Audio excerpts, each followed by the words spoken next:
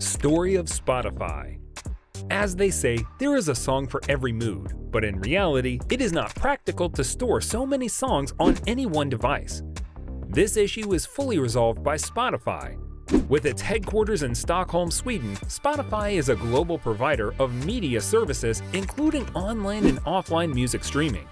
But how did this incredible platform come to be? Let's start the amazing narrative. The largest music streaming service provider in the world, Spotify was established in April of 2006. So let's take a look at the Spotify success story, where we will also learn about Spotify, the founders of the app, or the creator of Spotify, the funding it received, Spotify business model, revenue model, acquisitions, and challenges, and discuss how it gained the immense popularity it enjoys among music lovers worldwide. The beginning. In March 2006, Trade Doubler acquired Daniel Ek's advertising business at Vertigo, which is how Martin and Daniel first met. Martin Lorentzon and Daniel Ek created Spotify to combat the issue of music piracy.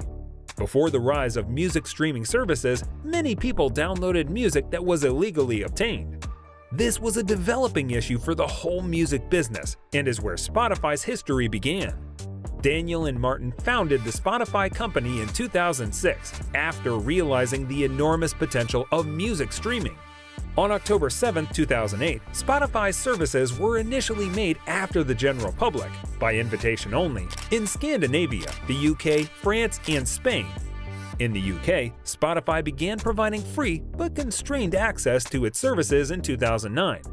When last reported in October 2021, Spotify was operating in over 180 countries and was actively pursuing the entry of many more additional ones. The name, Spotify.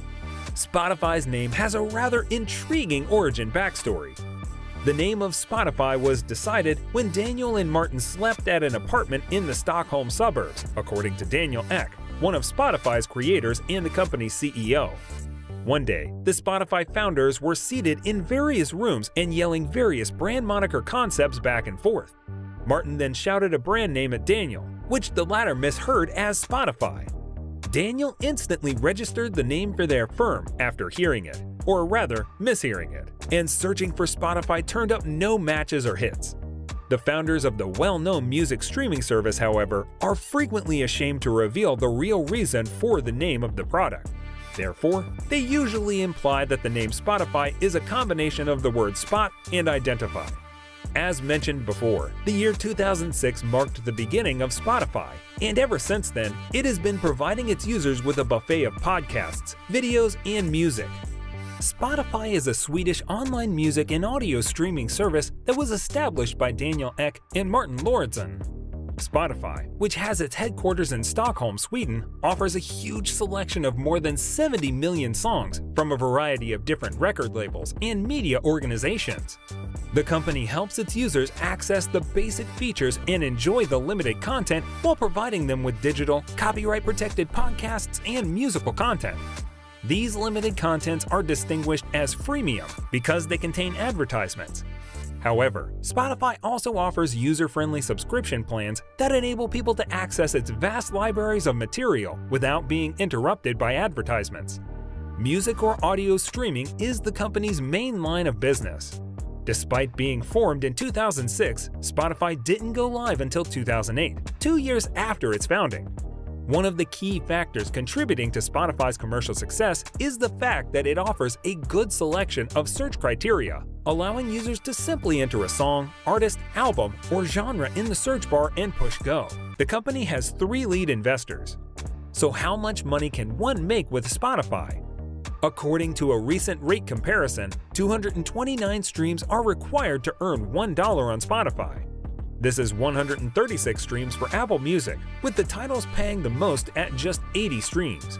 Censorship has also been a source of debate for people keeping track of the Spotify scandals. The most notable of these occurred in 2021 when Joe Rogan secured a $100 million contract to have exclusive access to the platform.